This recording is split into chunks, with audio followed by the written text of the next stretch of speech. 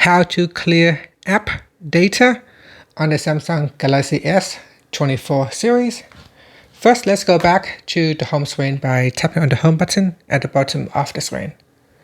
From the home screen, swipe down at the top, then tap on the settings icon.